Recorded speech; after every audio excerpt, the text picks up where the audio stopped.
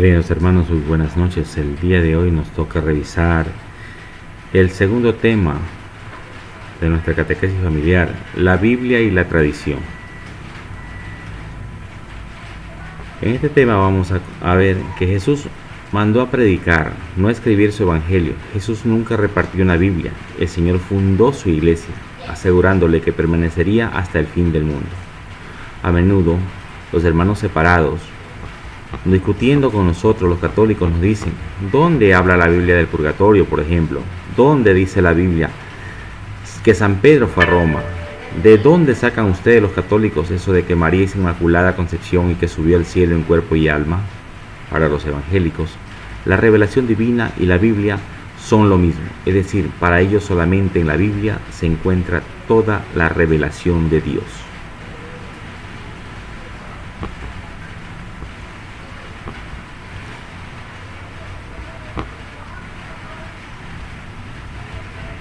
El día de hoy estamos aquí, hermanos, para ver si es correcta esta posición. Es cierto que la Biblia contiene todo el Evangelio de Cristo. ¿Qué dice la misma Biblia al respecto? Además, ¿quién reunió todos los libros inspirados que constituyen la Biblia?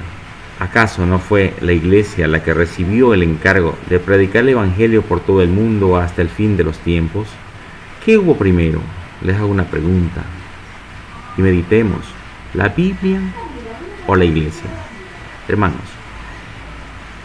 en esta charla se explicaré por qué la revelación divina no abarca solamente la Biblia, como piensan los evangélicos, sino que la revelación de Dios se manifiesta en la tradición apostólica y en la Biblia.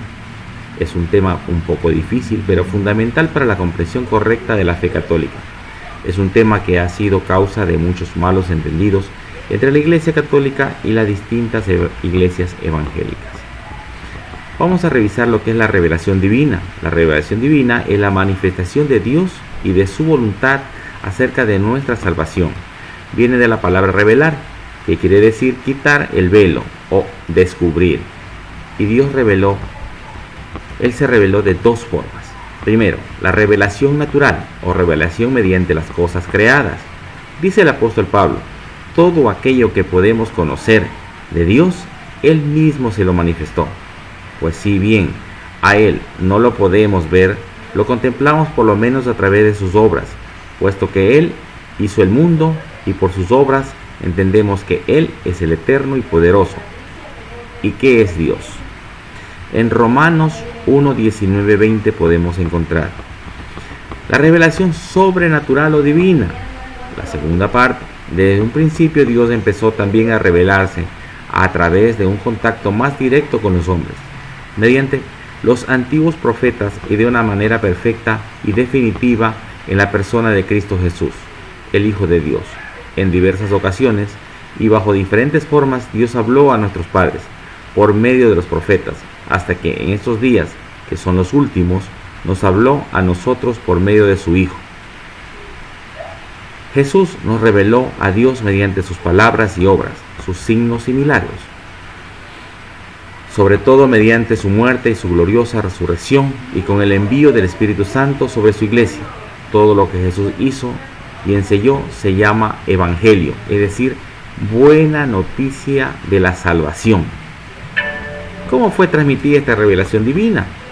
Para llevar el Evangelio por todo el mundo, Jesús encargó a los apóstoles y a sus sucesores como pastores de la iglesia, que Él fundó personalmente.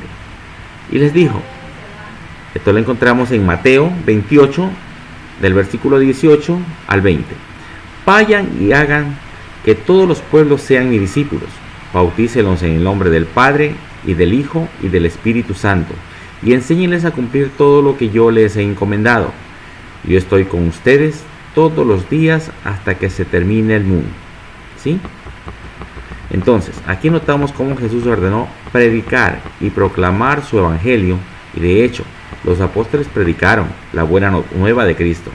Años después, algunos de ellos pusieron por escrito esta predicación, es decir, al comienzo la iglesia se preocupó de predicar el evangelio.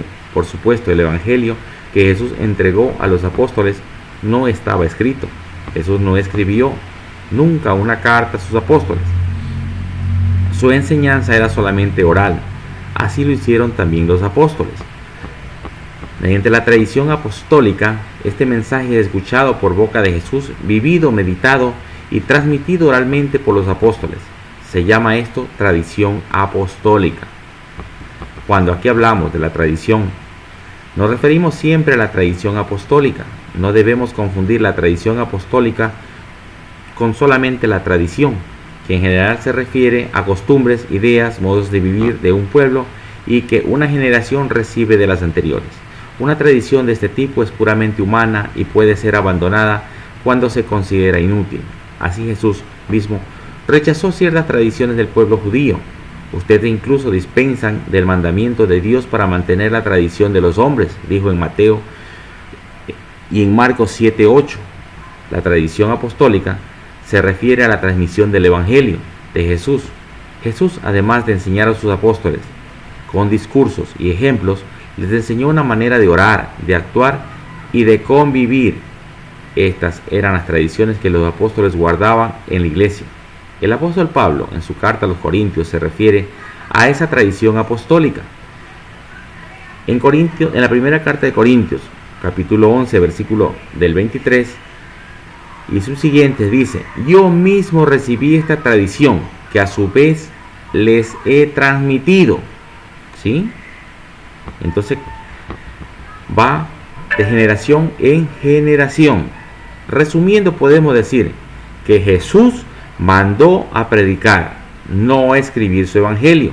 Jesús nunca repartió una Biblia. El Señor fundó su iglesia, asegurándole que permanecerá hasta el fin del mundo. Y la iglesia vivió muchos años de la tradición, ¿sí? Sin tener los libros sagrados del Nuevo Testamento. Vamos a ver el tema de la Biblia. Solamente una parte de la palabra de Dios proclamada oralmente fue puesta por escrito por los mismos apóstoles y otros evangelistas de su generación. Estos escritos, inspirados por el Espíritu Santo, dan origen al Nuevo Testamento, que es la parte más importante de toda la Biblia. Está claro que al escribir el Nuevo Testamento no se puso por escrito todo el Evangelio de Jesús. Así encontramos que el apóstol Juan escribe en su capítulo 21, versículo 25, dice: Jesús hizo muchas otras cosas. Si se escribieran una por una, creo que no habría lugar en el mundo para tantos libros.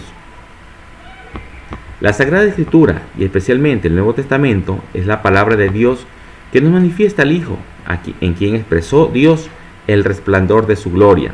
Esto lo podemos encontrar en el libro de Hebreos, capítulo 1, versículo 3. Podemos decir que solo la parte más importante y fundamental de la tradición apostólica fue puesta por escrito. Por esta razón, la Iglesia siempre ha tenido una veneración muy especial por las divinas escrituras. Vamos a ver entre la Biblia y la tradición. Después de esto podemos decir que la revelación divina ha llegado hasta nosotros por la tradición apostólica y por las Sagradas Escrituras, es decir, la Biblia. No debemos considerarla como dos fuentes, sino como dos aspectos de la revelación de Dios. El Concilio Vaticano II lo describe muy bien. La tradición apostólica y la Sagrada Escritura manan de la misma fuente, ¿sí? Se unen en un mismo caudal y corren hacia el mismo fin. La tradición y la Escritura están unidas y ligadas, de modo que ninguna se puede sustituir sin la otra. Además, la Sagrada Escritura presenta la tradición como base de la fe del creyente. Le encontramos esto en Filipenses 4:9, donde dice: todo lo que han aprendido, recibido y oído de mí, todo lo que han visto hacer, háganlo. También encontramos en la segunda carta de Timoteo, en el capítulo 2, en el versículo 2, donde dice: lo que aprendiste de mí, confirmado por muchos testigos, confíalo a hombres que merezcan confianza, capaces de instruir después a otros.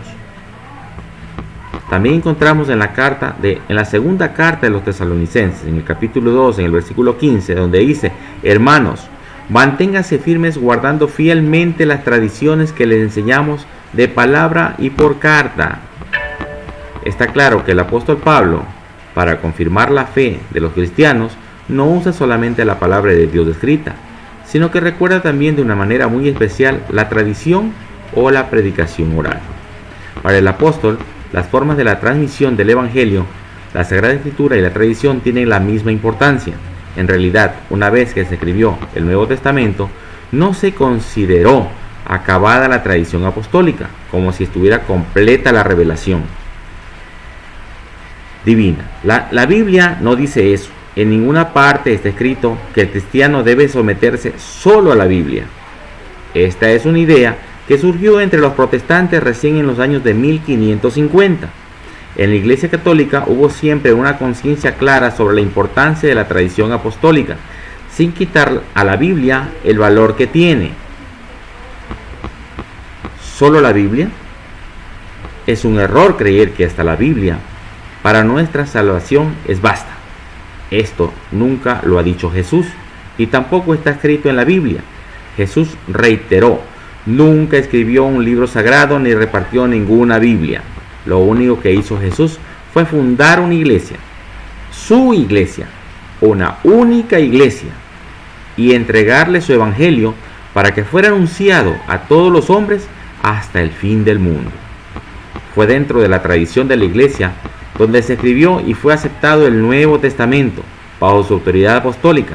Además, la iglesia vivió muchos años sin el Nuevo Testamento, el que terminó de escribir en el año 97 después de Cristo. Después que ya Jesús falleció, comenzaron muchos años después recién a escribir. Ahí por el siglo V, más o menos por ahí empezaron a escribirse, y se estableció esto también mediante un canon o lista de libros que contienen el Nuevo Testamento, allá por los años 393 al 397. Por tanto, si aceptamos solo la Biblia, como sabemos cuáles son los libros inspirados, la Biblia en efecto no contiene ninguna lista de ellos. Fue la tradición de la iglesia la que nos transmitió la lista de libros inspirados. Supongamos que se perdiera la Biblia, en ese caso, la iglesia seguiría poseyendo toda la verdad acerca de Cristo, la cual hasta la fecha ha sido transmitida fielmente por la tradición, tal como lo hizo antes de escribir el Nuevo Testamento. Los evangelios, al aceptar solamente la Biblia, está reduciendo considerablemente el conocimiento auténtico de la revelación. Guardemos esta ley de oro que nos dejó el apóstol Pablo, que dice en la segunda carta de Tesalonicenses, en el capítulo 2, en el versículo 15: manténgase firmes guardando fielmente las tradiciones que le enseñamos de palabra y por carta. ¿Sí? Entonces, vamos a hacer nosotros conciencia de la Biblia y la tradición. No todo está escrito en la Biblia, ¿sí? También vamos a considerar otra fuente de la revelación, que es el magisterio de la iglesia. La revelación divina abarca la sagrada tradición y la sagrada escritura, ese depósito de la fe, con referencia a 1 de Timoteo capítulo 6 versículo 20. También a la carta de 2 de Timoteo capítulo 1 del versículo 12 al 14, que podemos revisar en nuestras Biblias, que para esto ya se le viene dicho que tenemos que tener nuestras Biblias, ¿sí? Ahora, bien, el oficio de interpretar correctamente la palabra de Dios, oral o escrita, ha sido encomendada solo al magisterio vivo de la iglesia. Ella lo ejercita en nombre de Jesucristo. Este magisterio, según la tradición apostólica, lo forman los obispos en comunión con el sucesor de Pedro, que es el obispo de Roma, o también llamado el Papa, ¿sí? El magisterio no está por encima de la revelación divina, sino que está a su servicio, ¿sí? Para enseñar puramente lo transmitido por mandato divino y con la asistencia del Espíritu Santo. El magisterio de la iglesia lo escucha devotamente y lo guarda celosamente y lo explica fielmente. Los fieles, recordando la palabra de Cristo a sus apóstoles, nos indica en la carta de Lucas, capítulo 10, 16, el que a ustedes escucha, a mí me escucha.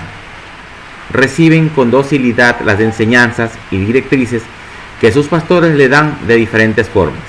El magisterio de la Iglesia es un guía seguro en la lectura e interpretación de la Sagrada Escritura, ya que nadie puede interpretar por sí mismo la Escritura. Esto está en la segunda carta de Pedro, capítulo 1, versículo 20. Podemos anotar para poder confirmar con nuestras Biblias. El magisterio de la Iglesia orienta también el crecimiento en la comprensión de la fe, gracias a la asistencia del Espíritu Santo. La comprensión de la fe puede crecer en la vida de la Iglesia cuando los fieles meditan la fe cristiana y comprenden internamente los misterios de la Iglesia. Es decir, el creyente vive la palabra de Dios en las circunstancias concretas de la historia y hace cada vez más explícito lo que estaba implícito en la palabra de Dios. En este sentido, la tradición divino-apostólica va creciendo como sucede con cualquier organismo vivo. Este es precisamente el significado que hay que dar a las definiciones dogmáticas hechas por el magisterio de la Iglesia. En conclusión, vamos a ver, primero, vamos a resumir. Podemos decir que la Iglesia no saca solamente de la Escritura la certeza de toda la revelación divina. Segundo, la tradición y la Sagrada Escritura constituyen un único depósito sagrado de la palabra de Dios, en el cual, como en un espejo, la Iglesia peregrante contempla a Dios, fuente de todas sus riquezas. Y tercero, vamos a ver que es el oficio de interpretar auténticamente la palabra de Dios, que ha sido confiado únicamente al magisterio de la Iglesia, a los obispos en comunión con el Papa. Y por último, la tradición, la Escritura y el magisterio de la Iglesia, según el plan de Dios, están íntimamente unidos, de modo que ninguno puede sustituir sin los otros. Los tres, cada uno según su carácter y bajo la acción del único Espíritu Santo, contribuyen eficazmente a la salvación de los hombres.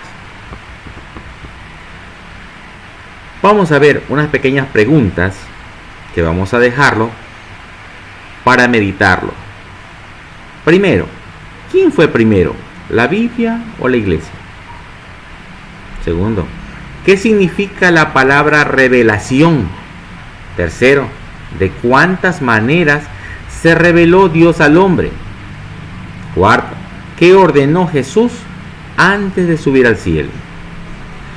Otra pregunta, ¿cuándo se pusieron por escrito las enseñanzas de Jesús? Otra pregunta, ¿qué significa la palabra tradición apostólica? Otra pregunta para meditar, hermanos, ¿basta la sola Biblia para la salvación, como dicen los hermanos separados? ¿Jesús fundó una iglesia o mandó a difundir la Biblia? Y por último, ¿cuál es la función del magisterio de la Iglesia? Estas preguntas, meditémoslas por favor. La Iglesia Católica tiene tres soportes para poder sostener toda su enseñanza y toda la fe que nuestro Señor Jesucristo ha querido transmitirnos. El Señor Jesús es un personaje real, histórico, y estuvo aquí entre nosotros y dejó un mensaje. Pero ese mensaje ha tenido que ser transmitido a través de unos hombres, y el Señor en su sabiduría pues quiso constituir un cuerpo y una institución. Quiso establecer algo sólido y coherente que pudiera y así sostener y llevar su enseñanza y poder ser transmitida a esa enseñanza con mucha claridad. Entonces quiso edificar una iglesia, una comunidad de fieles y de creyentes que tenía que ser organizada, estructurada para que ese mensaje tuviera credibilidad y se mantuviera serio, sólido, con toda la verdad que comporta, porque era la palabra del Señor. Pues muy bien, hermanos,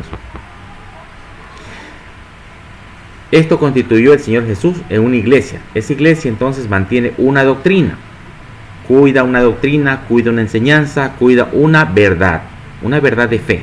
Entonces, la iglesia pues está sostenida, y esta iglesia que Cristo edificó está sostenida en 3 soportes, como lo habíamos dicho, que es en la tradición, en las Sagradas Escrituras y el magisterio de la iglesia.